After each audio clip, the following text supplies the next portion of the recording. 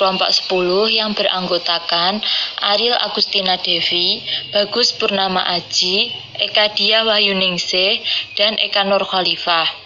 Di sini kami akan menjelaskan mengenai model konseptual manajemen konflik. Yang pertama, saya, Eka Dia Wahyuningsih, akan menjelaskan model integratif manajemen konflik organisasi. Model integratif manajemen konflik adalah upaya untuk mewujudkan proses penyelesaian yang terpadu sehingga proses ini lebih menghemat waktu, tenaga, biaya, maupun sumber daya yang dibutuhkan dalam penyelesaian konflik. Model ini beranggapan bahwa konflik diperlukan dalam suatu organisasi pada tingkat optimal untuk meningkatkan pemahaman terhadap masalah yang muncul dalam setiap pekerjaan. Berdasarkan pemikiran tersebut, maka konflik yang terjadi diharapkan dapat berdampak positif untuk suatu organisasi yang sedang berjalan.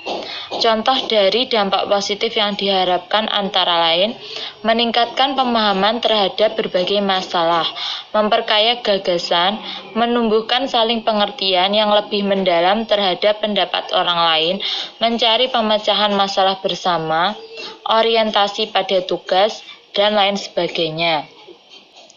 Yang saya untuk model yang kedua akan dilanjutkan oleh teman saya.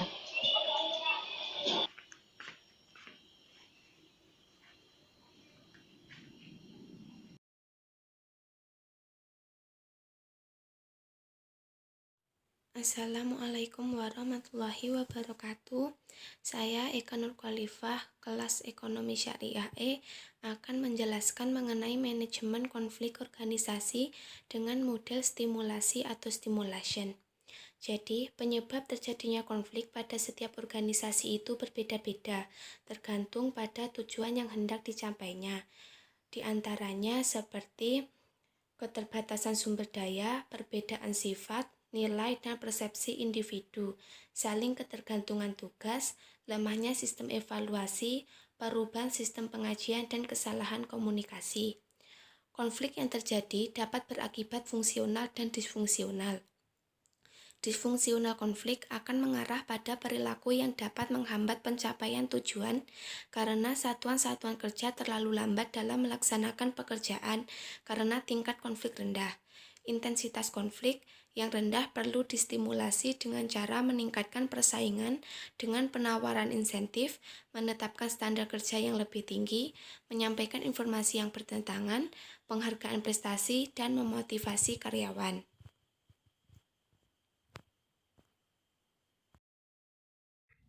Bismillahirrahmanirrahim. Assalamualaikum warahmatullahi wabarakatuh. Saya Bagus Purnama Aji dari kelompok 10 Manajemen Konflik dan Strategik. Di sini saya akan menjelaskan poin ketiga tentang metode pengurangan konflik organisasi.